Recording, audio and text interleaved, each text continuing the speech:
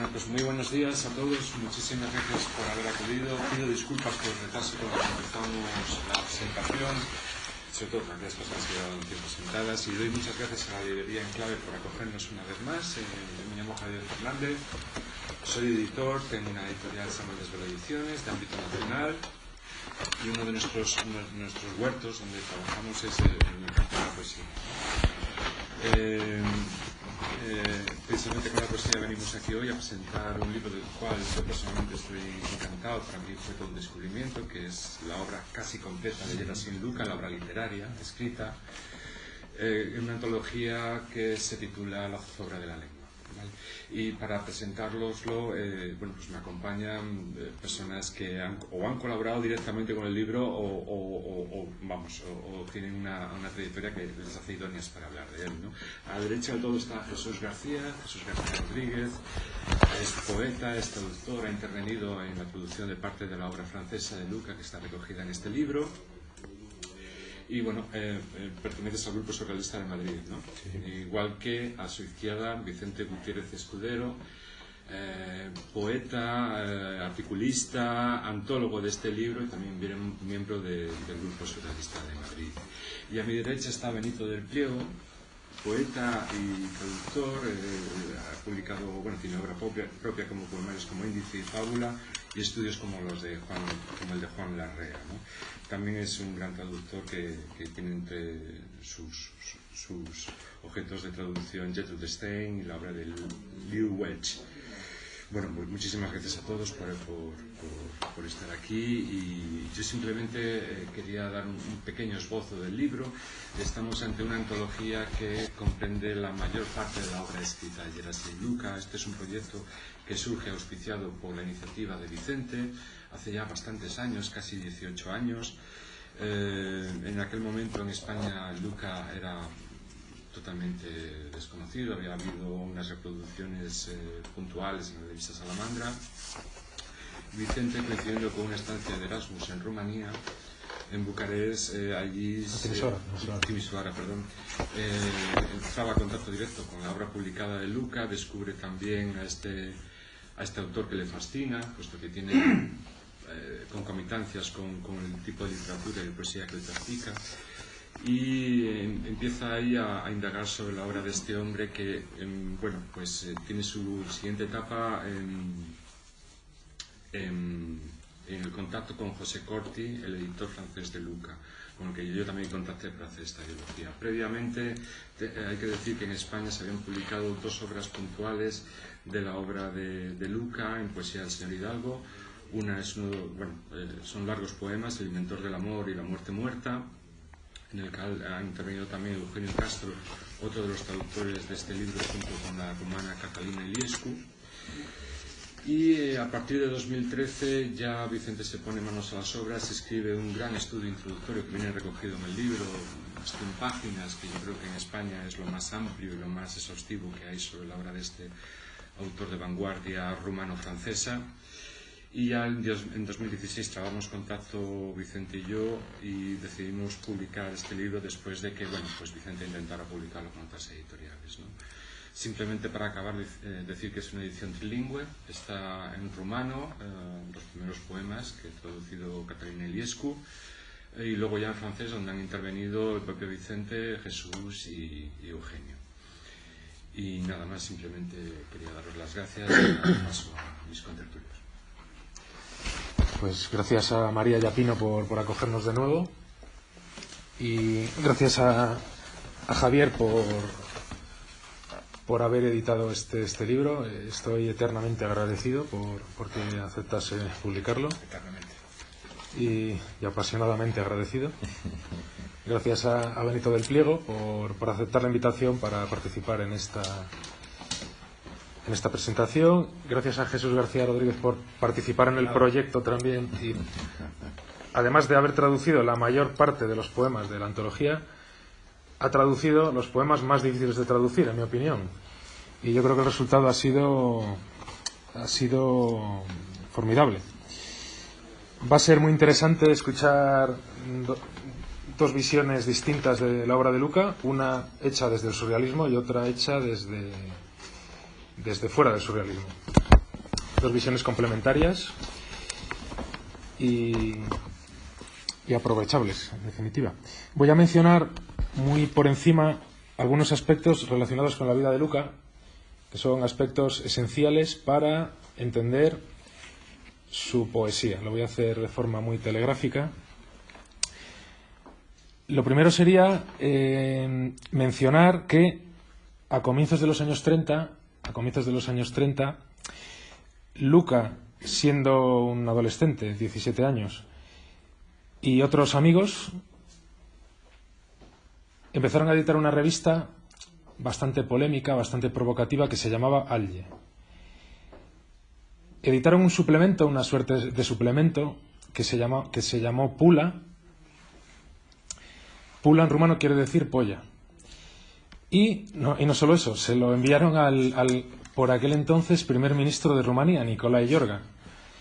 Claro, lo cuento en la introducción, encolerizado, les denunció y acabaron detenidos. Estuvieron 9 días presos, él junto con sus compañeros alguistas. Creo que no exagero si digo que Rumanía por aquellos años era quizás el país más conservador de Europa del Este. Durante los años 30, Luca redactó numerosos artículos en los que atacaba el aumento del nacionalsocialismo, atacaba a los partidarios del nacionalsocialismo alemán, criticaba el fascismo creciente que había en Rumanía, por ejemplo, a la Guardia de Hierro, en algunos artículos la llamaba la Guardia de Chatarra. Y bueno, su vida corrió serio peligro, de hecho tuvo que huir. Y creo que no exagero tampoco si digo que Rumanía era el país más antisemita de Europa en esos años. Creo que tampoco exagero si digo eso. Así que podéis imaginaros a qué se enfrentaba Luca.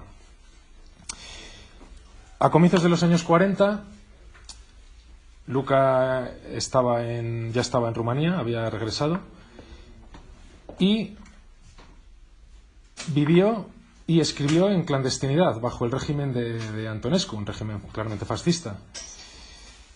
Durante esos años escribió sus manifiestos más importantes, que están incluidos en la antología: El inventor del amor, La muerte muerta y algunos más.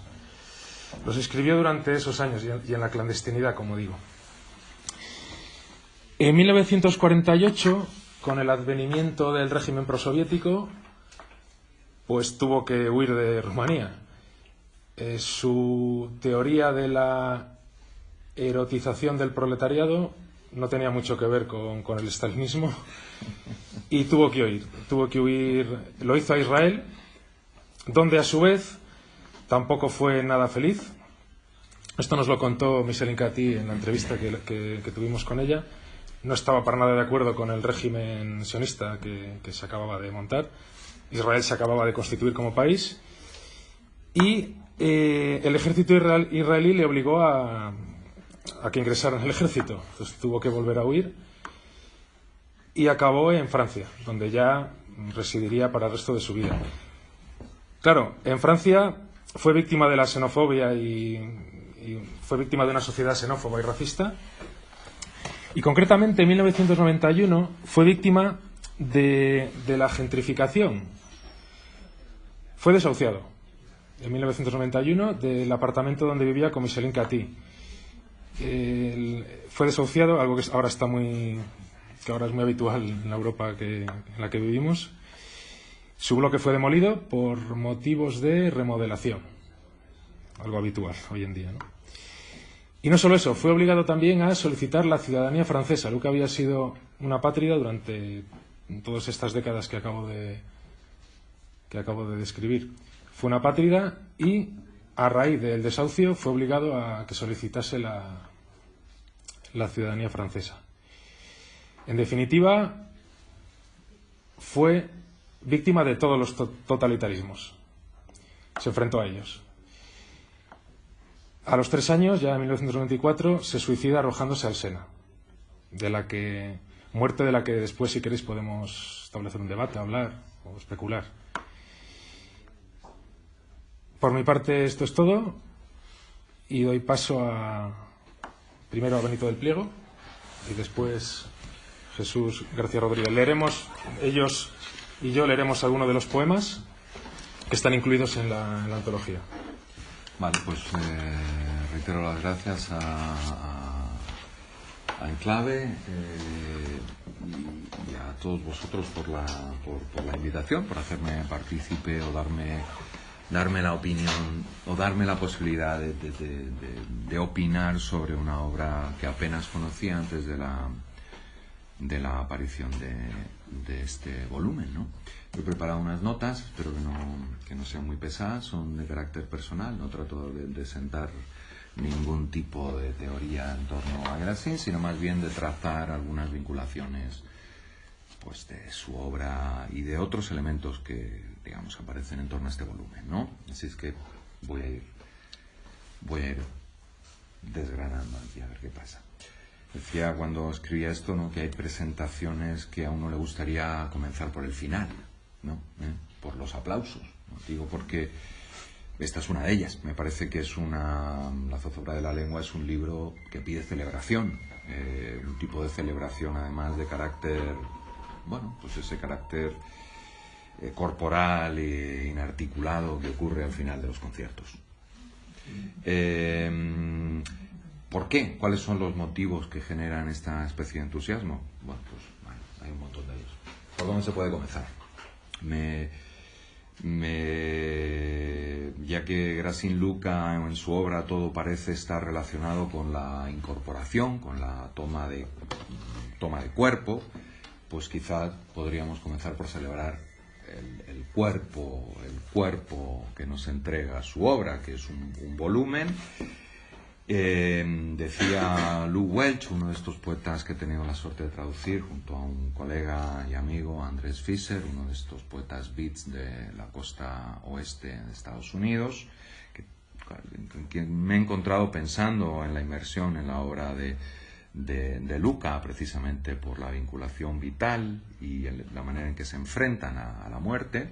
Pues él decía en la publicación de sus obras reunidas que hay que estar siempre agradecido al vigoroso mundo de las editoriales independientes y de las pequeñas revistas, sin las cuales no habría poesía. Yo repito sus palabras. Me sumo, digamos, al agradecimiento que hace Lew Welch, porque efectivamente se necesita un editor decidido a jugarse algo para poner en circulación un libro como este. Y esto lo ha hecho Desvelo Editores y merece, como digo, agradecimiento y celebración. Tal vez, digamos, el grueso del mérito viene de parte de quien se coloca ante la tarea de editar el volumen, que es Vicente Gutiérrez. Es una edición de una muestra muy extensa de esta obra que está preparada con dedicación y con cuidado, y que no responde tampoco a los estándares habituales, aunque en la exhaustividad y en la atención al detalle podamos compararlo con ediciones de carácter comercial o académico. En realidad esto va más allá de la mera transmisión de carácter bibliográfico y va más allá de la mera puesta en marcha de un producto comercial. Me parece que eso es indudable, ¿no?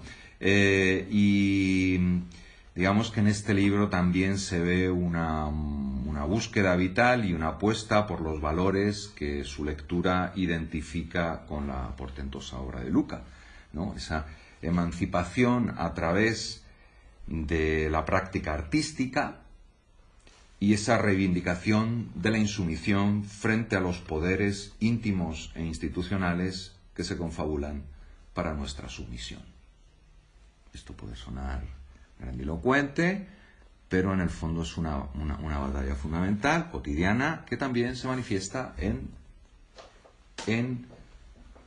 la poesía, a través de la poesía, entre la poesía, por la poesía, hacia la poesía, en ese conglomerado de ideas que se ponen en juego, coordinadas con la vida, ¿no?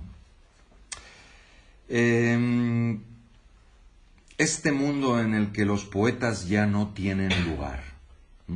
Qué terrible frase de despedida la que dejó Gerasim Luca en 1994 en una nota de despedida antes de su suicidio. Decía, de nuevo, este mundo en el que los poetas ya no tienen lugar. Qué importante, por tanto, la obstinación de los que, como quienes han participado en esta edición, se la juegan por ampliar un poco más ese hábitat que, como el natural, parece estar cada vez más amenazado por criterios de carácter práctico, es decir, económicos. Y esto me recordaba un pequeño poema de otro de estos poetas estadounidenses de la costa oeste, Philip Whalen, que decía: no me iré, seré yo mismo, libre, un genio, una vergüenza, como el indio, el búfalo, el parque natural de Yellowstone, ¿no? Estas zonas acotadas, estas especies en peligro y esta obstinación por mantenerse, ¿no? Esta resistencia es fundamental, porque si la poesía no salva al mundo, al pobre mundo, al menos tiene, como nos ha recordado recientemente Eduardo Milán, y podemos comprobar de primera mano, todos aquellos que entramos en poesía, podemos comprobar la capacidad de salvar a alguno de nosotros. Así, de uno en uno, de una en una, a través de la escucha, la práctica y la socialización a través de, hacia la poesía. Yo me imagino, pasando a la traducción, que haber tenido el gusto de entrar yo me imagino, por haber tenido el gusto de entrar en traducciones de características asemejables, como las de Gertrude Stein, la famosa o conocida autora vanguardista estadounidense que pasó su vida también en Francia, que recrear en castellano la poesía de Gerasim Luca debe haber sido un amenísimo reto. Quizás una de las maneras de entender el conjunto de la obra de Luca es leerla como un incansable cuestionamiento del significado, si entendemos por el tipo de relación que tradicionalmente se ha aceptado en lingüística y en literatura entre el signo y el referente. El significado, en esta concepción, es un tipo de monogamia que hace desaparecer mediante un pase de ilusionismo el cuerpo de las palabras en favor de su también intangible representación mental. Este tipo de posicionamiento ante la poesía propicia entre los traductores la ficción de estar operando sobre el sentido mediante la adaptación del original a lo que resulte comprensible para un hipotético lector medio de la lengua de llegada.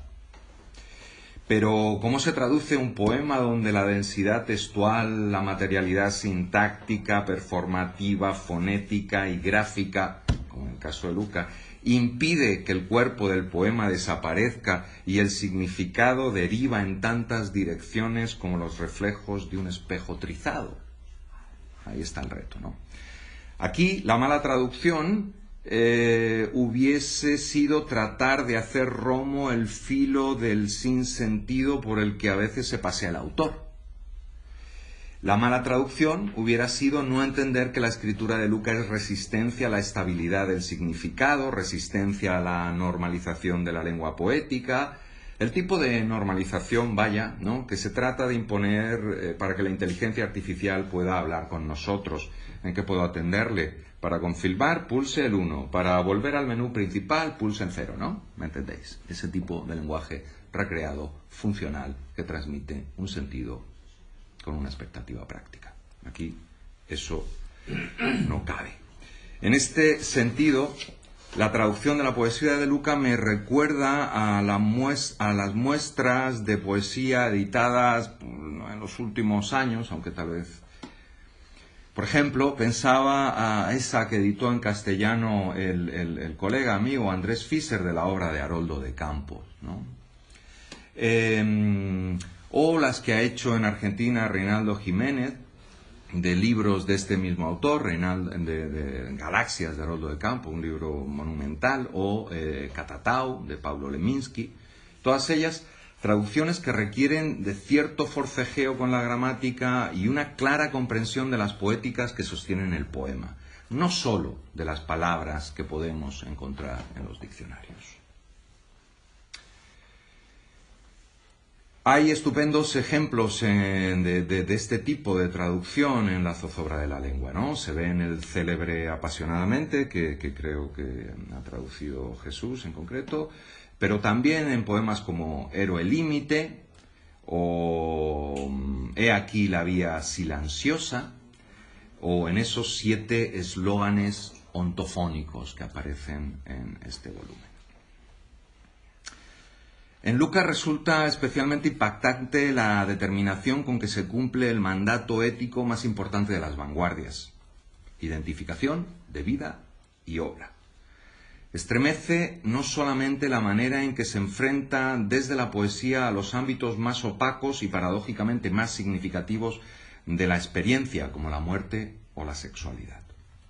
En el primero de estos ámbitos, la lectura de Luca me trae a la memoria, aunque con connotaciones y formas muy diversas, a la de Antonín Artaud, pero también a Alejandra Pizarnik y a uno de esos beats de los que hablaba, Lew Welch, ¿no? Hay una profunda meditación y un cuerpo a cuerpo con ese marcador determinante de nuestra humanidad, la muerte, y consigue prodigiosamente desplazar su sentido, redefinir la relación de lo que parece inamovible y predeterminado.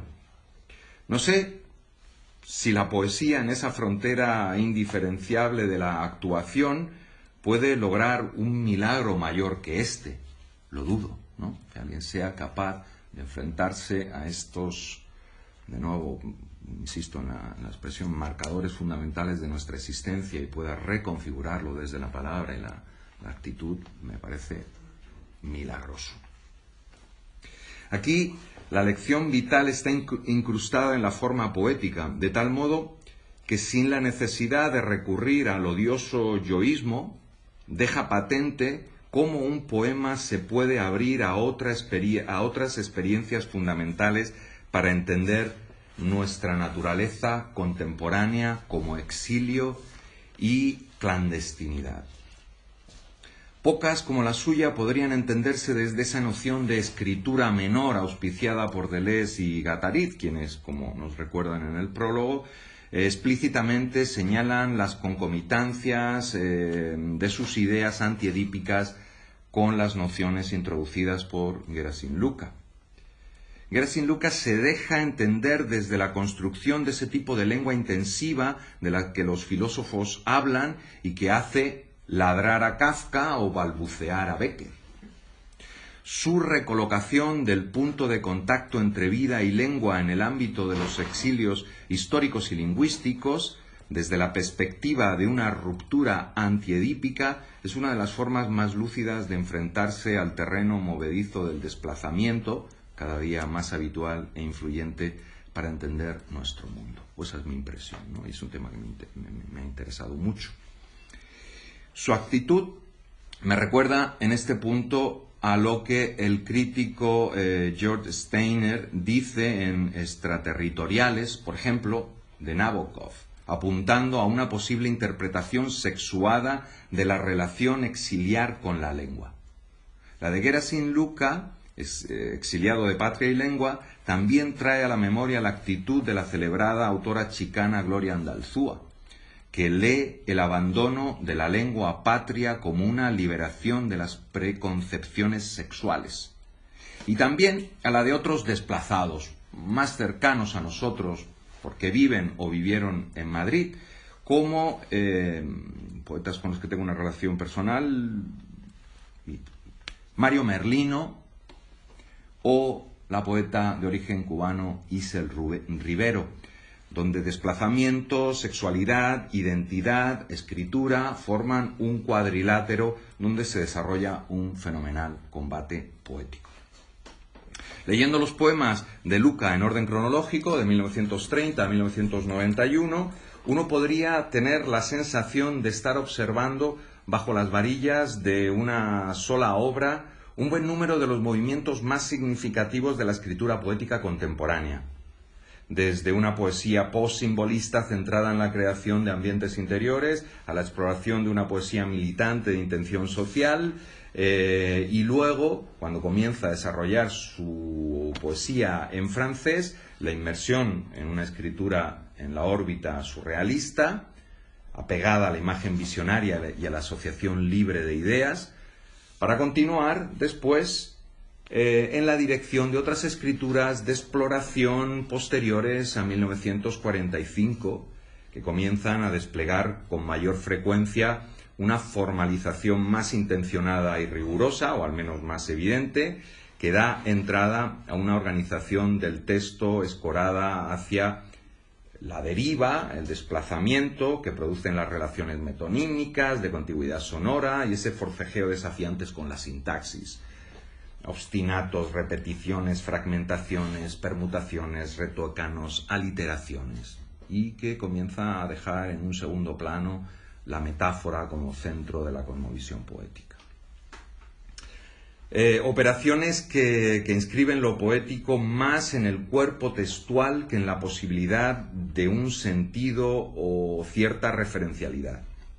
Efectivamente, nos encontramos ante una toma de postura ante la creación que pone en jaque cualquier idea ingenua de comunicación y mímesis. No me sorprende que Augusto de Campos, el menor de los hermanos de Campos, estos poetas concretos brasileños, se haya interesado en su escritura, como nos recuerda en el prólogo Vicente.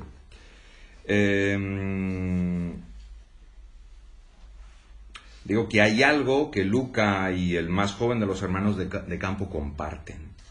Hay algo compartido también con la escritura de un Cirlot o un Brosa, y no solo por la utilización de los elementos gráficos y objetuales como vía poética, sino también por el gusto por las construcciones permutatorias, la deriva escénica de sus piezas, por ejemplo. Resuena algo de los language poet, de los estadounidenses. Resuena algo, al menos para mí, del neobarroso sudamericano y de la expresión creativa de autores libérrimos como José Miguel Ullán en el ámbito español. Pero pese a todos los méritos y las resonancias, no debemos sorprendernos de que Luca no haya sido, al menos en el ámbito español, al menos hasta ahora, tenido en cuenta. Esta obra ejerce una maravillosa resistencia al status quo desde dentro y desde fuera de la página impresa. Qué bella y extraña afrenta declarar, como hizo Luca en una ocasión, no acepto premios literarios. Nos pone el listón muy alto. En un mundo en el que no parece ya haber espacio para poetas como Luca, es necesario no tener lugar para seguir teniéndolo. Ahí, quizás, es donde veamos crecer su presencia. En fin, estas eran mis notas y digamos que quedan abiertas para cualquier conversación posterior. Creo que es...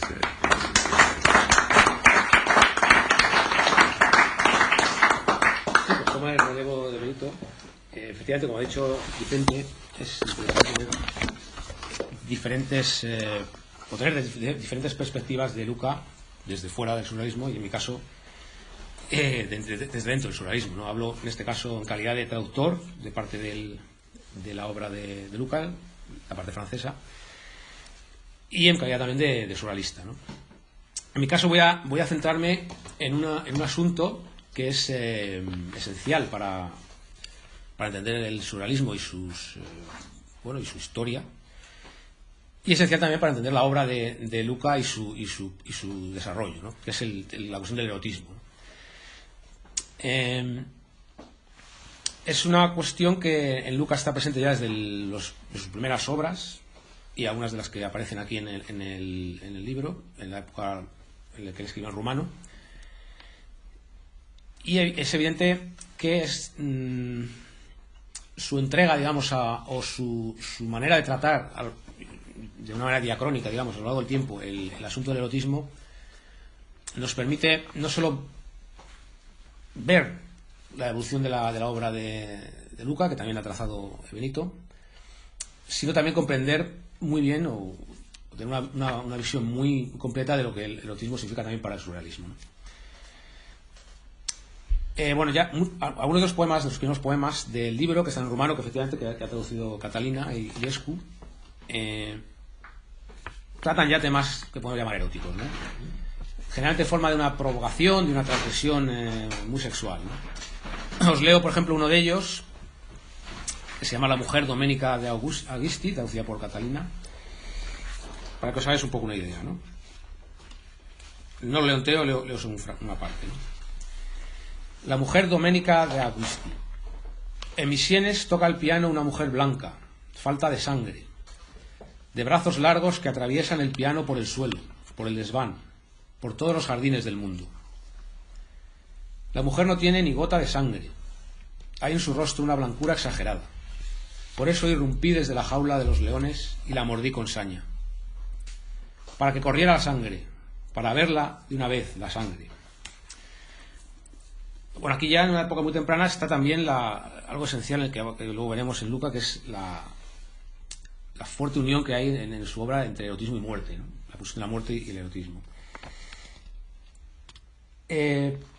Otro poema directamente se titula Poema de amor, que está también en el libro, traducido por Catalina Iliescu también, de la época rumana. Os leo también una parte de él, pues es un poema más largo. Os leo el comienzo, si os parece, para que os hagáis también una idea de esta primera fase, digamos, de la poesía de Luca, ¿no? Poema de amor. La joven de la que quiero hablar ahora es una bella joven de quien me enamoré como un niño.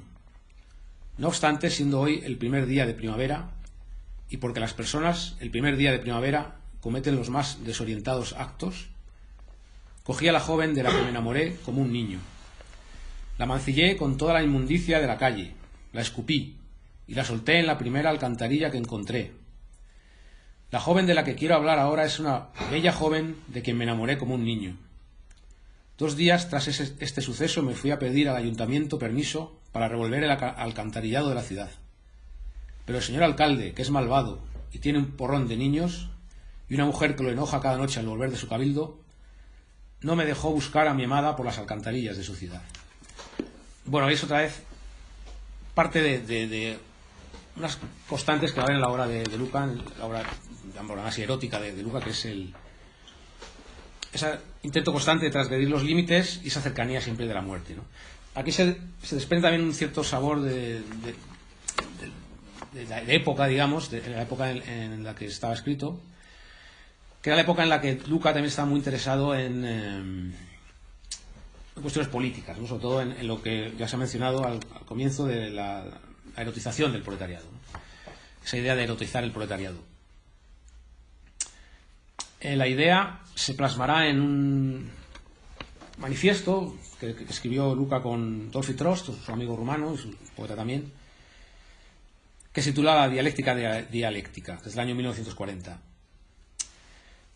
Esta idea de la erotización del proletariado le vincula, de cierto modo, desde una perspectiva muy diferente a cosas que está haciendo, por ejemplo, en esa época el psiquiatra freudiano alemán Wilhelm Reich, por ejemplo, ¿no? Ese intento de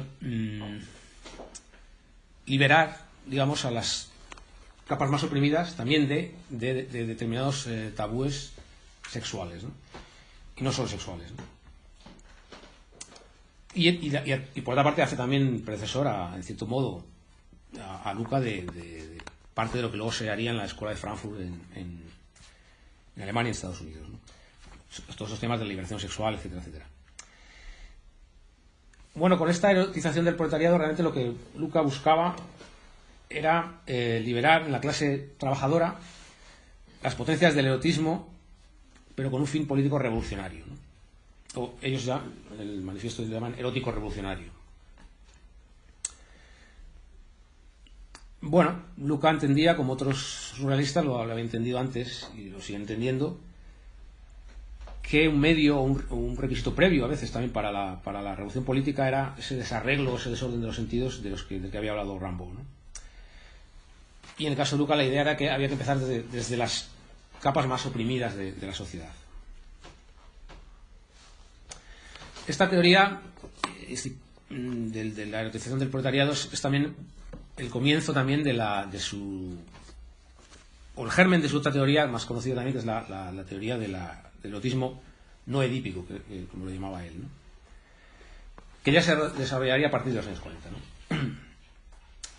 Bueno, esa teoría del erotismo no edípico se va a exponer sobre todo y fundamentalmente en El inventor del amor, que es un largo poema, un libro que se publicó en el año 44, creo que es, en rumano, y no se tradujo hasta el 91, ¿no? 91, creo.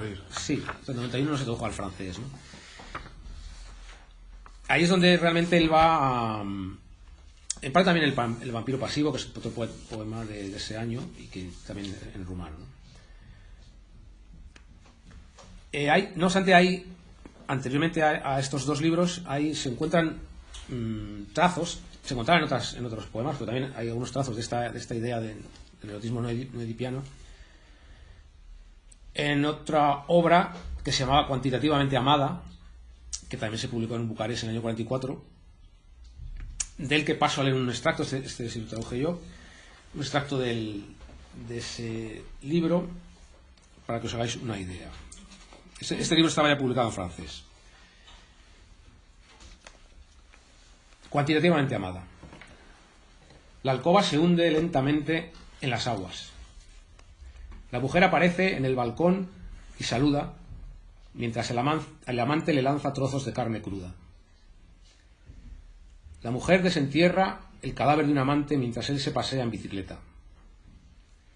El amante llena la alcoba de mariposas mientras la mujer hace el amor con un incubo. La mujer le chupa la sangre mientras él la invita a bailar. El hombre le pinta de malva oscuro los muslos mientras la mujer le cubre de nieve. Con un pulverizador azul, ella le rocía el sexo, murmurando de vez en cuando, como en un sueño, mientras él la peina. Bueno, ahí ya aparecen, antes del método del amor, unos elementos de este erotismo no edípico del que él habla, ¿no?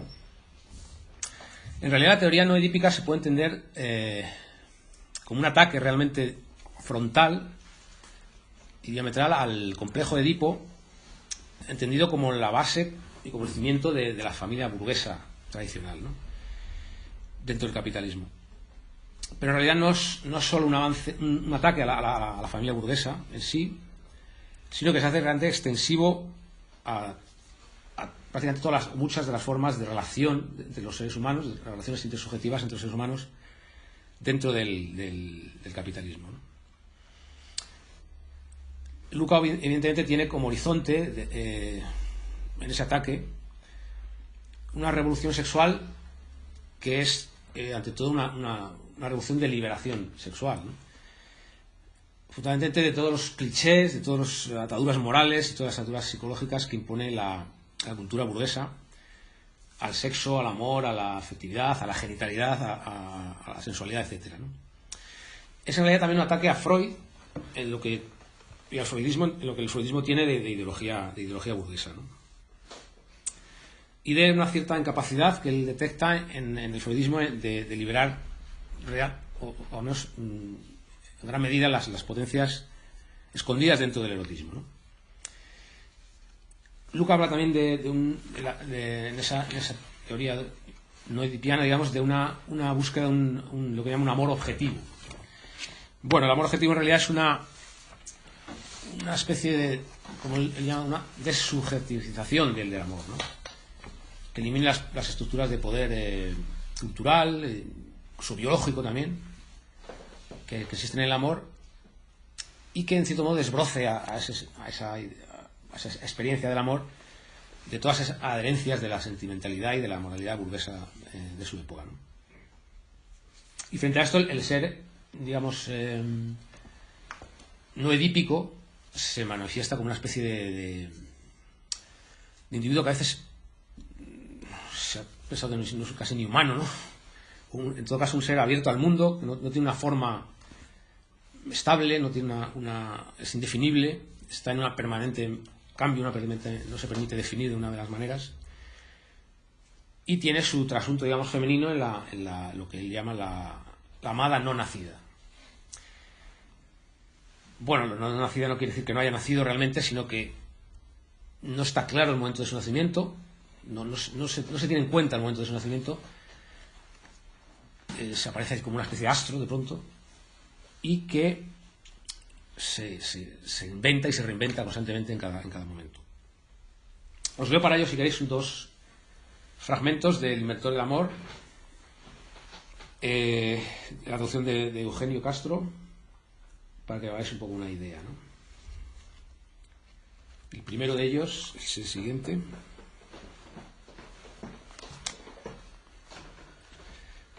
Detesto al hijo natural de Edipo. Detesto al hijo natural de Edipo. Odio y rechazo su inamovible biología. Y si el hombre es así por nacimiento, no me queda entonces sino negar el nacimiento. Rechazo todo axioma, aunque para el hombre tenga la apariencia de lo cierto. Al soportar como una maldición una psicología tan rudimentaria, determinada por el nacimiento, nunca conoceremos las posibilidades de aparecer en el mundo fuera del traumatismo natal. La humanidad edípica merece su suerte, porque todavía no me he desprendido del vientre materno, ni de sus sublimes horizontes. Parezco ebrio, somnoliento y siempre en otra parte. Por eso mis gestos parecen interrumpirse, mis palabras perder su continuidad, mis movimientos muy lentos o muy rápidos, contradictorios, monstruosos, adorables. Por eso nada, ni tan siquiera el espectáculo infame de un cura o de una estatua, me irrita tanto como cruzarme con un niño en la calle. Y el otro fragmento, más adelante en el libro, también del Inventor del Amor, os lo leo también.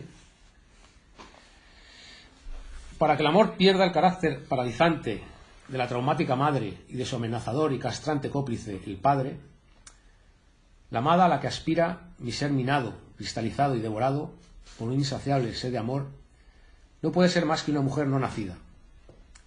No hablo de una mujer que todavía no ha nacido, de uno de esos tumores perfumados de la filosofía idealista, que cada uno de nosotros guarda en el fondo del corazón como una herida nostálgica. Esa idea, esa mujer ideal, inamovible, lejana, que los románticos nos han mostrado casi accesible en su lírico fumadero de opio y a la que en vano se busca por todos los rincones del universo. En vano se persigue a esta mujer absoluta cuya razón de ser es no ser jamás encontrada. Bueno, en el Inventor del Amor, que creo que está aquí recogido entero, ¿no? No solo se postula una reinvención del amor, como indica el título, y del erotismo, sino también, en el fondo, una reinvención de todo, ¿no? La frase famosa esta de tout doit être réinventé, todo debe ser reinventado, todo tiene que ser inventado de nuevo, se dice en un determinado momento, ¿no? Es decir, se tiene que reinventar la vida, el amor, pues también incluso la muerte, ¿no? Y el tema de la muerte, y ya vamos viendo por los destellos que os voy mostrando, que es fundamental en el caso de Luca, ¿no? Y por otra parte es también, yo creo, la que le da a la obra de Luca también su fuerza y su potencia poética y metafísica incluso, ¿no? Esta especie de unión de erotismo y muerte nos recuerda a veces a Bataille, aunque Luca en este caso es anterior en sus planteamientos a los de Bataille, aunque una época evidente en la que se solapan. Y en el caso de Luca, realmente incluso el suicidio y la muerte están, por decirlo así, como erotizados, ¿no? Se recoge aquí también, creo que es sin entero, La muerte muerta. Sí, no están las anotaciones de suicidio. Faltan las anotaciones, pero bueno, el cuerpo del texto está de La muerte muerta, del año 45, que poetiza diversos intentos de suicidio de Luca y efectivamente incluso incluyen notas manuscritas de suicidios que no se produjeron, obviamente, ¿no? Es decir, hay en la obra de Luca siempre con un constante flirteo con la muerte o un cortejar a la muerte, ¿no? A veces incluso como tenía como una especie de amada, ¿no? Eso desembocó en el propio suicidio, creo, de Luca, que ya como él decía, ese negarse a existir, que ya había anunciado muchas veces antes, ¿no? Y siguiendo el camino, no lo he escrito camino, de coincidencias o lo fuera, de su amigo y poeta también Paul Celan, que se había arrojado, yo creo que hasta el mismo puente de Mirabeau, creo, en el Sena, en el año 70. Pero es que además, años antes también se había suicidado el amigo de Luca también y poeta rumano en el exilio, Hilari Boronca, en el año 46. En el caso de Boronca, además, cuando estaba escribiendo un libro que se titulaba, curiosamente, Manual de Felicidad Perfecta. Bueno, que dejó obviamente inacabada, ¿no? Es decir, digamos que Luca tenía precedentes en este tipo de cuestiones. Os leo un poco, si queréis, precisamente de La muerte muerta, un fragmento, en la traducción también, en este caso, de Eugenio Castro. La muerte, en tanto que obstáculo, opresión, tiranía, límite, angustia universal, en tanto que enemiga real, diaria, insoportable, inadmisible e ininteligible, debe, para llegar a ser verdaderamente vulnerable y, por tanto, soluble, aparecérseme en las relaciones dialécticas, minúsculas y gigantescas, que mantengo continuamente con ella, independientemente del lugar que ocupa en la ridícula escala de valores. En relación con la muerte, un paraguas encontrado en la calle me parece tan inquietante como el sombrío diagnóstico de un médico. En mis relaciones con la muerte, con los guantes del fuego, el destino, los latidos del corazón, las flores, pronunciar fortuitamente la palabra moribunda en lugar de bien amada, basta para alarmar mi mediumnidad y el peligro de muerte que amenaza a mi bien amada, del cual tengo conocimiento por ese lapsus de premonición subjetiva, deseo de muerte, y objetiva, está en peligro de muerte, me inspira un contraataque con la forma de un hechizo subjetivo, no deseo su muerte, ambivalencia interior, culpabilidad, y objetivo, no está en peligro de muerte, ambivalencia exterior, azar favorable. Bueno, las teorías no edipianas o no edípicas de Luca son quizás las que han tenido más proyección por el libro evidentemente de Guattari y de Deleuze, aunque la verdad que no hay que confundir una cosa con la otra, ¿no? Deleuze hace obviamente su interpretación de todo esto, que no sé si yo conocía realmente bien, ¿no? Pero del que evidentemente sí tenía una intuición de lo que se está hablando allí, ¿no? Bueno, y la preocupación por el erotismo evidentemente siguió en el caso de Luca, ¿no? Es verdad que dio paso en un determinado momento, a partir del año 50, que empieza a escribir directamente en francés, a su interés por el lenguaje, pero no deja por ello de perder interés en ese asunto que es fundamental para él, ¿no? Por ejemplo, el año 91, de su libro La presa se ensombrece, pues ahí os leo ahora un poema, pero me he saltado uno, perdón. Sí, en los años 70, anteriormente, en los años 70, hay un poema muy hermoso, Su cuerpo liviano. Este poema, además, conjuga un poco esas dos intereses de Luca, ¿no? Es el tema del erotismo junto con las permutaciones que él realizaba constantemente y su investigación con él. A veces tiene un sentido casi musical, ¿no? De permutaciones musicales. Y en este caso es las mismas frases ordenadas de distintas maneras en 5 bloques diferentes, ¿no? Nos recuerda mucho en este caso a autores posteriores como Bernard, o Thomas Bernard, por ejemplo, que de cierto modo se puede considerar heredero también.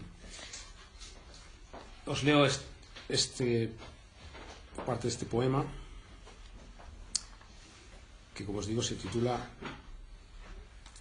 Su cuerpo liviano. Su cuerpo liviano es el fin del mundo. Es un error, es una delicia deslizándose entre mis labios, cerca del espejo. Pero el otro pensaba, no es más que una paloma que respira. Sea lo que sea, allí donde estoy sucede algo, en una posición delimitada por la tormenta. Y otra estrofa. Cerca del espejo es un error, allí donde estoy no es más que una paloma. Pero el otro pensaba, sucede algo, en una posición delimitada, deslizándose entre mis labios. Es el fin del mundo. Es una delicia sea lo que sea. Su cuerpo liviano respira por la tormenta. Otra estrofa diferente. En una posición delimitada, cerca del espejo que respira, su cuerpo liviano deslizándose entre mis labios. Es el fin del mundo. Pero otro pensaba, es una delicia. Sucede algo, sea lo que sea. Por la tormenta no es más que una paloma. Ahí donde estoy es un error. Y la última estrofa. No es más que una paloma en una posición delimitada. Allí donde estoy por la tormenta, pero el otro pensaba, que respira cerca del espejo. Es el fin del mundo. Sea lo que sea, es una delicia. Sucede algo, es un error. Deslizándose entre mis labios, su cuerpo liviano. Y ya el último ejemplo que os pongo para digamos este recorrido, este del año 91, 3 años antes de su suicidio, que sí es de efecto es de su libro La presa se ensombrece, que también va a ser una cierta evolución que se da en Luca, que es una cierta, ¿cómo llamar? Una cierta sequedad, una cierta austeridad que recuerda también a veces a Beckett, a la obra de Beckett, Samuel Beckett, con una reducción muy grande de los medios lingüísticos. En este caso incluso, si os fijáis, hay también, o a mí me recuerda prácticamente también incluso a algunas pinturas de ese pintor tan desgarrado, tan despedazado, diría incluso, que es Francis Bacon, ¿no? Os leo este pequeño breve poema, se llama Madeleine. Desliza su mano derecha bajo su codo izquierdo. Oculta un lado del rostro con su mano izquierda. Desliza su mano izquierda bajo su codo derecho. Oculta el otro lado del rostro con su mano derecha. Retira su mano derecha de su codo izquierdo. Retira su mano izquierda de su codo derecho. Oculta el rostro entre las manos. Con la mano derecha, porque la otra se ha extraviado. Con la mano izquierda, porque la otra se ha borrado. Con la mano extraviada bajo el codo sin brazo. Con la mano borrada bajo el brazo sin codo. Sin mano ni rostro, brazo arriba y brazo abajo, Madeleine oculta a Madeleine. Bueno, hay que decir que, y lo habréis podido quizá percibir, que la poesía de Luca es una poesía, dice Mariano Fishman, dice, una poesía de lengua, de saliva y de labio. Es decir, no solo está el hecho de esa experimentación lingüística que ya estaba, por ejemplo, en Duchamp, o estaba en Robert Desnot, o por el surrealista, bueno, y antes también Raymond Roussel, por ejemplo, que inspiró a Duchamp, de un trabajo sobre la materialidad fonética, digamos, sonora del lenguaje, de una gran sensualidad, sino que también en el caso de Luca, y eso se puede percibir si miráis en internet, está disponible, su manera de recitar, su manera de performar, digamos, sus poemas. Hay también ahí algo de verdaderamente erótico que él mismo también trabajaba. Es decir, para él era importante no solo el hecho de escribir un poema, sino el de presentarlo en público por la recitación. En la poesía de Luca realmente se hace realidad ese lema que inventó André Breton para Rose la vie, para ese avatar femenino de Duchamp, de Les mots font l'amour, ¿no? Las palabras hacen el amor. Porque realmente la escritura de Luca sí es una escritura completamente erotizada, ¿no? Se pueden ver en ella, a lo largo de su obra, representadas, plasmadas casi todas las características del erotismo, ¿no? Está el goce y el placer, está el juego, está la transgresión de los límites, está la creación y la creatividad, está también la destrucción y el impulso de destrucción, está la sensibilidad, el afecto y también el sentido de la muerte y de la mortalidad. Siguiendo con esa metáfora, por ejemplo, así, se ha indicado a veces incluso que lo que ejerce Luca sobre la lengua francesa es una especie de violación, ¿no? de la lengua francesa mediante su transgresión permanente y su descolocación constante de las reglas de la sintaxis, de la gramática, de la semántica. Os pongo un ejemplo, por ejemplo, por hilar un poco esta metáfora, un poema que es de los años 70 en realidad, vuelvo un poco atrás, titulado El triple, solo el comienzo, ese también lo traduje yo. La violación viola violentamente el in del violín. In del violín siendo violado por la violación. El violín es la violación. Y es la violación la que viola violentamente la violación. La violación viola el in del violín violado. Y la eta del violín violeta. Y el violín violeta es violado por la A de la viola.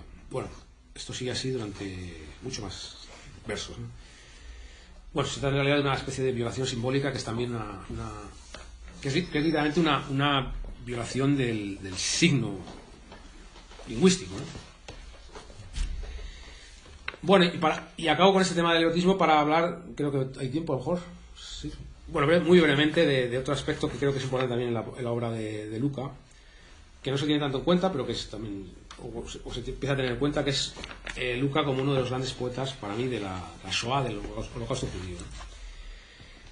Luca era un judío ateo y apátrida, ya se ha mencionado. Quiso ser apátrida hasta el último momento, de hecho, como en eso se parece un poco a su compatriota también Émile Cioran, que también presenta algunas similitudes, ¿no? Él para sí mismo inventó el neologismo de étrange-juif, de extranjudío o algo así, para dejar bien claro su doble naturaleza de extranjero y de judío, las cosas durante toda su vida.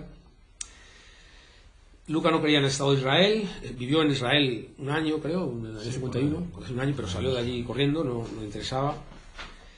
No creía, obviamente, en el Dios de los judíos, pero sí dejó varios poemas, de los que en el libro se recogen algunos, sobre la tragedia de su pueblo, ¿no? Uno de ellos, por ejemplo, es dedicado a su madre, que curiosamente falleció antes del Holocausto, en realidad, pero sí murió en un clima de antisemitismo absoluto en Rumanía, que él ve incluso como una especie de su muerte como una precursora del Holocausto, ¿no? Está también Mi sin razón de ser, que es un poema conmovedor, donde ese tartamudeo, ese begemón de Luca llega a ser realmente estremecedor, ¿no?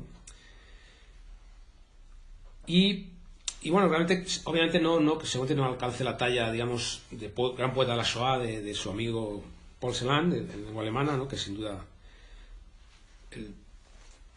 el gran poeta surrealista del Holocausto, pero él, desde una posición más modesta o más pequeña, sí que quiso poner su grano de arena, digamos, en este aspecto, ¿no? Y sirva también un poco de homenaje a toda una retahíla realmente enorme de judíos rumanos que tuvieron que emigrar de Rumanía. Y yo tengo aquí una lista de gente enorme, en el caso de gente vinculada a la literatura y al arte, pero muy larga, ¿no? Está Hilario Boronka, del que hablaba antes, Benjamin Fondant, que murió en Auschwitz, precisamente en Auschwitz-Birkenau, Claude Sernet, todos ellos eran amigos de Luca. Sernet estuvo en un campo de concentración en Francia, Tristan Tzara, que luchó en la resistencia francesa, Jacques Ellul y Victor Brauner, los piltones, que eran también muy amigos de Luca, Marcel Janco, todos ellos se vieron afectados de alguna manera por esa tragedia, ¿no? Os leo por ello un poema breve, que habla un poco sobre ello. Curiosamente se titula Edipo Esfinge, de su libro de monólogo, dado monólogo, ¿no? Edipo Esfinge.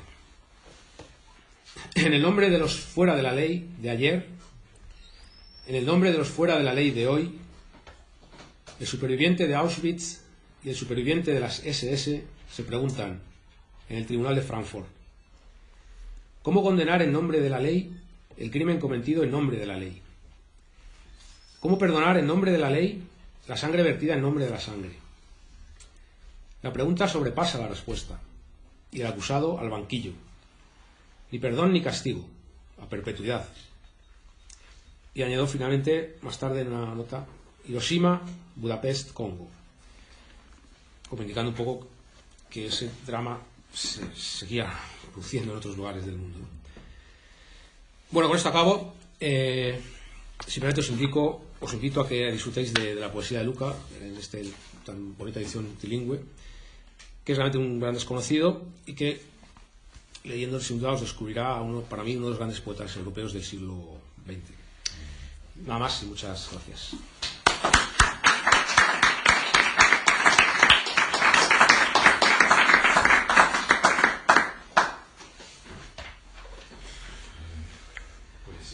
hacer alguna pregunta, alguna duda que tengan.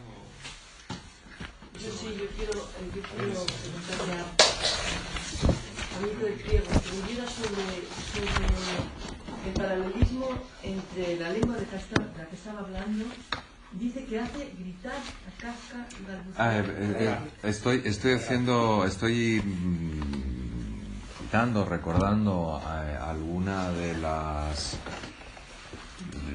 las caracterizaciones que Deleuze y Guattari hacen en Franz Kafka por una lengua menor. Es el título del ensayo traducido al castellano, sí, donde toman a Kafka como un modelo para un tipo de escritor que dicen, dentro de lenguas mayores, es decir, de lenguas que escriben a mayor gloria de un ideal nacional, político, pero lo hacen con unas características que ellos definen, estimulan, que los filósofos definen o estimulan, ¿no? Y que presentan con ejemplos de la obra, ¿no? Entonces, por ejemplo, habla de un perro de laboratorio de Kafka, y habla sobre cómo es capaz de incorporar en la lengua él habla de aullidos, de ladridos, ¿no? De una torsión en la lengua que hace que la lengua diga algo al mismo tiempo inarticulado y extremadamente expresivo. Me parece que habla de lengua intensiva. Me parece que es el término que se utiliza, al menos en la traducción al castellano. A eso me refería. Ellos hablan no solamente de Kafka, sino que trazan una serie de paralelismos con otros autores, y mencionan, no puedo recordar exactamente a quiénes, pero entre ellos a Beckett también, ¿no?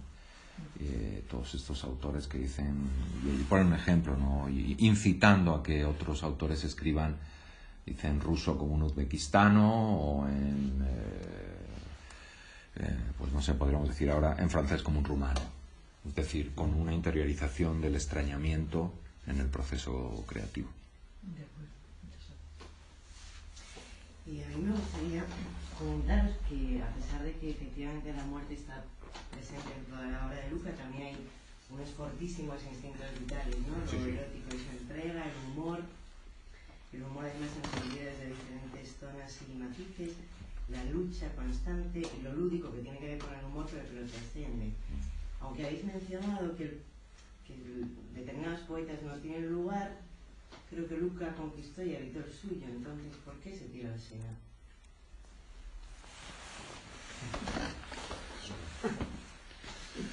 Podemos dar cada uno 4 versiones diferentes, yo creo, ¿no? No sé si quieres empezar tú.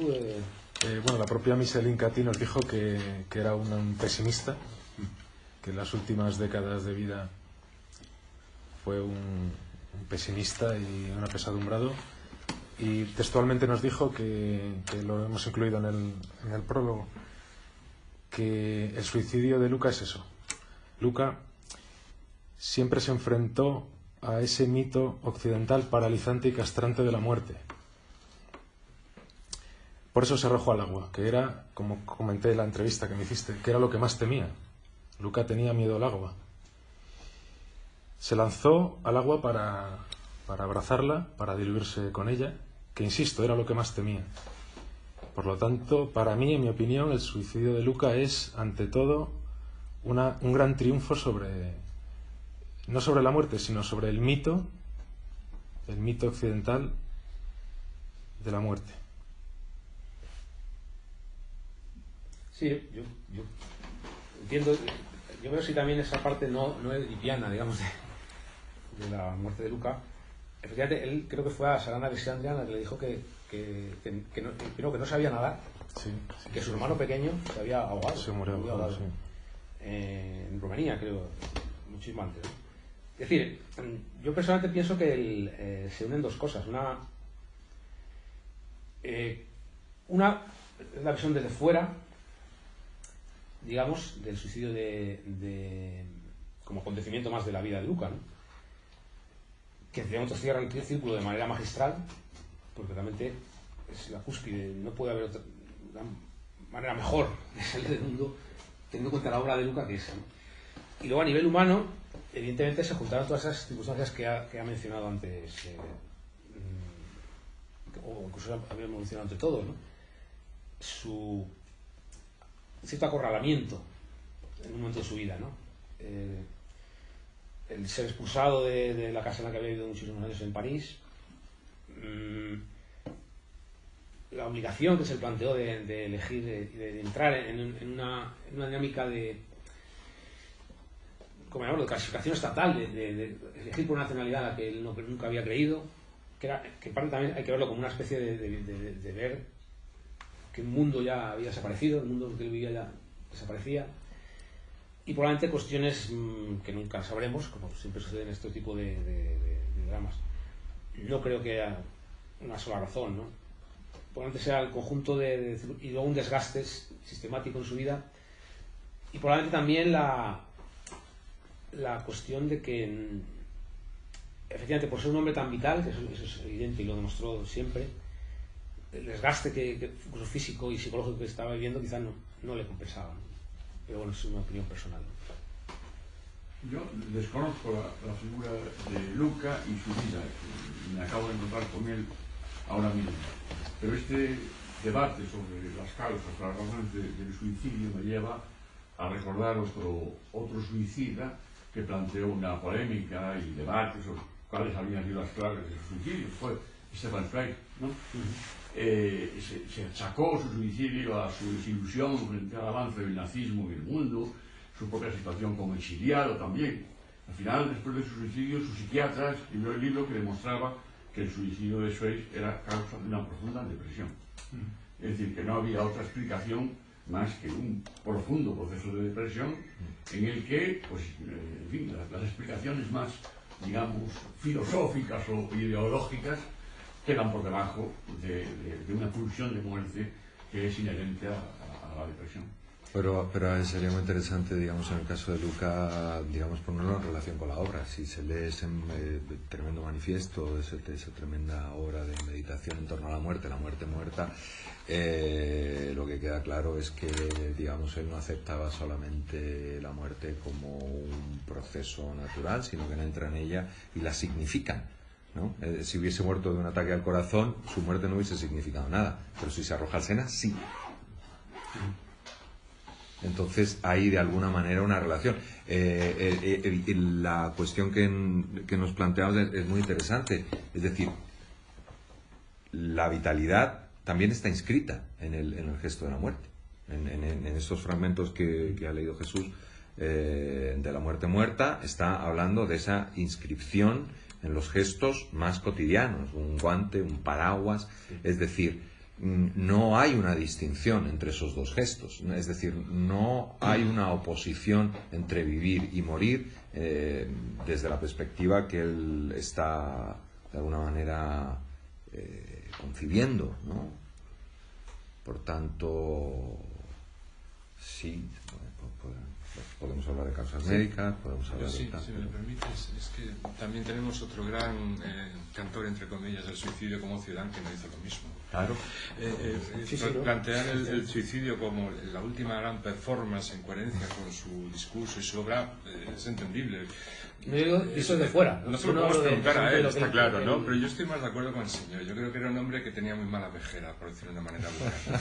Es decir, no me imagino a Luca, después de leerlo, asumiendo la decadencia, ya era una persona mayor, pero el encamamiento, un hospital, yo creo que era una manera de poner el punto final, posiblemente con ribetes de depresión también. Sí, si me permitís elaborar mínimamente la relación que encontraba en términos estrictamente personales entre este autor de origen estadounidense, Lew Welch, y Luca en términos de la relación con la muerte. El caso de Lew Welch es una persona que, después de tener una especie de visión de su lugar en los ciclos vitales, y también por cuestiones de carácter, digamos, de una vitalidad que encuentra un problema de relación básico con la existencia, decide internarse en el bosque, se suicida, pero si se lee el último poema con el que cierra su obra,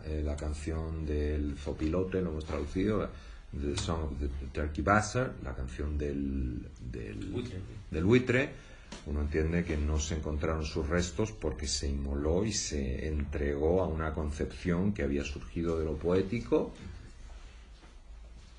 y a la que, digamos, no solamente se entrega metafóricamente, y eso es parte, digamos, con todo lo grotesco que nos pueda parecer, si es que nos parece grotesco, como algunas personas, pero es parte de una concepción de la vida y es parte de una acción vital, con lo cual, digamos, se puede entender también así. Perdón por la insistencia, pero digo, si hubiese muerto de una pulmonía o de un ataque al corazón, a lo mejor no había manera de especular, ¿no? ¿Por qué murió? Por un ataque al corazón. Pero si se arroja al Sena, nos deja una pregunta. Y no es que yo promueva, digamos, este tipo de acciones, cada cual sabrá, ¿no? Pero, es decir, no se trata de enaltecimiento del acto, se trata de consideración. Sí, bueno, algunas cosas. ¿En qué año se suicidó? 94. Pues creo que coincide con el de Guy Debord. Sí. Sí, y es curioso porque Guy Debord también, bueno, tiene un problema de alcoholismo, pero le detectan una enfermedad incurable, no sé si cirrosis o lo que sería, podía haber aguantado varios años de mala manera con hospitalizaciones y también se suicida. Y él lo dice, que él, no puedo vivir la vida que hasta ahora que he vivido, con ese sentido vital, y también Debord comparte el principio situacionista de la poesía como transformación del mundo y la unión de arte y vida, y como no quiere vivir una vida que rebajada a nivel pasional, se suicida. Aparte de esto, habéis hablado antes de otros autores que podían tener relación con Luca. Yo una pregunta, es una curiosidad. Cirlot, con el ciclo de Brouwer, que también entra en la poesía fonética, como el poeta Cirlot, ¿conocía la obra de Luca? ¿Hay alguna relación? Yo lo ignoro. Es una pregunta así. Ni idea. Y cuando yo establecía ese tipo de correlaciones, no lo establecía en los términos digamos que tradicionales de la filología, de influencias o de contactos. Estaba tratando de situar, para provecho propio, digamos, la evolución de esta escritura tan rica, tan variada, en otro tipo de corrientes y de manifestaciones que tiene concomitancias con su obra. Sí, aparte de las concomitancias, yo Antonin Artaud, lo desconozco. Luca, Cirlot, que los tres tienen relación con el surrealismo. Pues solamente como curiosidad. Y luego otra cosa, que seguro que lo conocéis más de sobra, podríais comentar, creo que puede ser interesante, la figura de Luca, en fin, su relación con el grupo surrealista romano, de todas estas teorías del erotismo no edípico, la crítica no edípica, pues estaban ahí también. Habéis citado a Prost, o Jen Naum, Dolphy. Si podéis comentar algo de eso, yo creo que puede ser interesante. Mejor que... Bueno, realmente él es curioso porque Luca es el año del 40, 40, sí, viniendo con Jen Naum en tren. Que él viene además de Francia. Sí, los dos juntos, además, es decir, el mismo viaje. Ellos han estado en Francia, en París. Luca conoció a Breton a pesar de que sí, se le conocerle. A pesar de que no quiso conocerle, o puso bastantes resistencias o como que le decía que le imponía. Efectivamente regresaron Dolphy Trost y Luca a Bucarest. No, Jen Naum. Pero sí, Jen Naum. Y Dolphy Trost estaba allí en Bucarest y efectivamente claro, el grupo surrealista de Bucarest presenta unas... Bueno, en esa época Breton decía que... ¿Cómo era la frase exacta? El centro del mundo está en Bucarest. Fue la capital del mundo. Sí, la capital del mundo, el centro del mundo está en Bucarest. Porque realmente la actividad artística, podríamos así, o plástica y escritura que se realizaba allí, sobre todo la potencia de las figuras que había era muy grande, aunque son... Jen Naum creo que ahora hace poco se ha traducido algo de él. Sí, se al catalán o al español. Recientemente pero son se ha editado a Tanor, al castellano, y se presentó, el día que lo presentamos en la Feria del Libro, se presentaba a la vez en Barcelona. Sí. El Atanor, un libro breve de Jen Naum. Son figuras muy poco conocidas, pero realmente interesantísimo. Yelunam está también en gallego. En gallego, es verdad, le iba a decir. Sí, bueno. sí. Y hace tiempo ya, es verdad. No me acuerdo. Hace tiempo. No sé si es una antología. En catalán creo que Sí, también es una hay selección antología suya. una selección breve de poemas. Hace tiempo, además, de la Pero bueno, traducción al realmente gallego. no son actores muy conocidos, pero sí merecen mucho la pena todos ellos. Y efectivamente en ellos está la preocupación política muy grande, sobre todo en el caso de Trost y de Luca, pero en otros también, mezclada con la experimentación frenética, ¿verdad? Y no solo eso, que su actividad potente fue en la clandestinidad. Tuvieron Sí, que hacerlo claro. muchos manifiestos colectivos, lo hicieron bajo el régimen fascista de Antonescu. Sí. Claro, en cuanto cayó Antonescu, y antes de que se estableciera y cogiera fuerza el régimen soviético posterior, hubo un periodo de 2 años que sí, que realizaron un montón de actividades públicas ya, y muy interesantes, pero que parte de esa actividad fue clandestina, fue bajo la Sí. amenaza de la muerte, vamos. Fue valiente, fue Sí, ¿verdad? arriesgada. Tanto las reuniones como las propias publicaciones que realizaban, ¿verdad? Y tienen una situación también sobre el sueño muy interesante. Sobre Sí, el sueño. sí, sí. Es un grupo muy interesantísimo. Pero iba a lo que comentaste antes, por volver al tema del suicidio. Claro, me resultan insuficientes casi todos los acercamientos, y también el psiquiátrico o el médico. No basta, ¿no? Igual que no basta tampoco el pensar, como pensamos algunos, que puede haber una cierta, pues cómo decirlo, idea filosófica detrás, ¿no? Yo creo que hay un cúmulo de cosas que, porque yo recuerdo ahora una frase que he mencionado, pero que me he acordado ahora que mencionas tú en la introducción del libro, que decía Michelin Cati, que Luca decía: me niego a asistir, pero que era una frase que repetía con no un día y dos, parece que negarse a asistir, que algo quiere decir. Evidentemente no es una frase que determine algo, pero sí indica un determinado estado de espíritu que influye, ¿no? Yo quería preguntar una cosa a Benito, que tú ahora estás trabajando bastante con autores beat o vinculados a la generación beat, ¿no? Sí, lo beat es una etiqueta, digamos, Sí, que a lo veces sé, muy encubre obras mucho más complejas, o vidas y trayectorias mucho más complejas, pero bueno, es cierto, están como Y vinculados. la pregunta que te quería hacer es, ¿qué grado de relación durante los años 60 y 70 tuvieron estos escritores con grupos vanguardistas como podía ser el Grupo Solista de Bucarest? Porque yo la única referencia que encontré fue creo que lo mencionó Gregory Corso en una entrevista, que conoció a Luca. Sí, lo leí con gran... Pero es la única referencia que encontré, no sé si... Bueno, digamos, no estamos hablando de los 70, estaríamos hablando más bien de los 60, digamos, el momento de eclosión en torno a esta etiqueta de lo beat son finales de los 50, ¿no?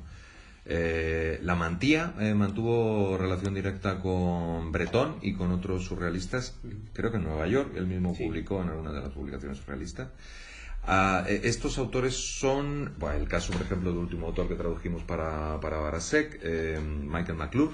Es una persona que escribe muy centrado en el interés por lo biológico.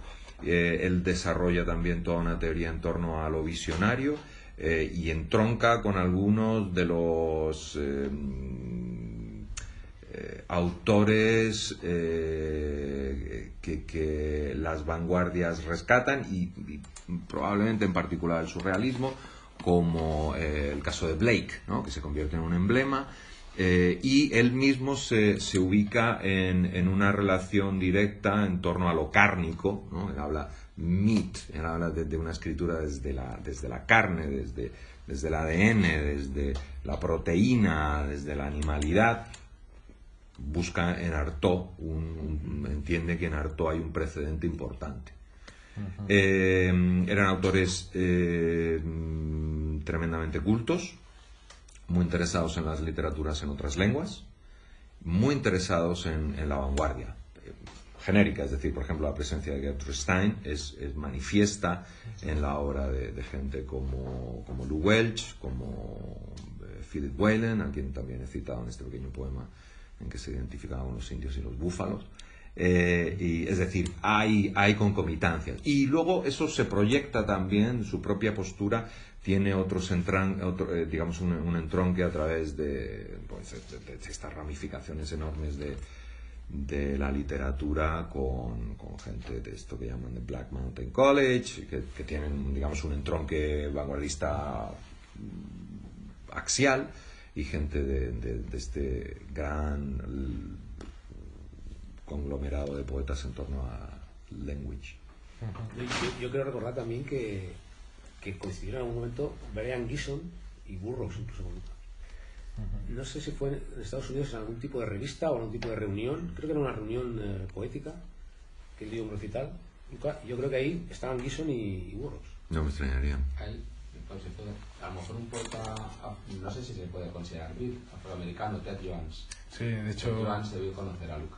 De hecho, hay una foto muy célebre en una lectura de Ted Jones que se le ve a Lucas sentado en el público. ¿Te acuerdas que os la envié? Sí. Se ve la foto de Lucas sentado, que no sé quién tenía al lado, y James Mansour, claro. Leían James Mansour y Ted Jones, y se ve la foto de Ted Jones leyendo. Claro, y luego otra foto de Luca en el público, sentado. Sí. De la poesía beat, pero yo creo que, bueno, sí que tiene alguna relación. Sí, tuvo relación, ¿no? Bueno, más allá de los contactos individuales, lo que sí está claro es que hay unos puntos compartidos en la concepción de la relación entre poesía y posicionamiento político, poesía y actitud vital, es decir, si tratamos de establecer una línea recta marcada con individuos, vamos a encontrar unos cuantos ejemplos. Ahora, no cabe ninguna duda de que la gente que estaba escribiendo en San Francisco en los años, a finales de los años 50, tenían un conocimiento, no sé si de Luca, pero sí de una atmósfera intelectual en la que hay elementos de importancia compartidos. Pues Creo que podemos ya. despedirnos. Sí. Si dejamos que... Sí. Vale. Pues muchas gracias por venir. Gracias. Y ahora sí, Luca, un poeta para descubrir. Por descubrir y para descubrir. Pues muy bien. No, Pues esa es un con material, gusto. muy chulo. Si hay interés, a mí me parece un poco básico, no hay un gran desarrollo, pero si hay interés en algún lugar, alguien lo puede, ¿no? Lo querés reproducirlo. Sí, De eso que te hecho, iba a decir. Que he hecho puedes enviar. un montón de pequeñas matizaciones, probablemente necesitaría revisar. Es una opinión personal, yo creo que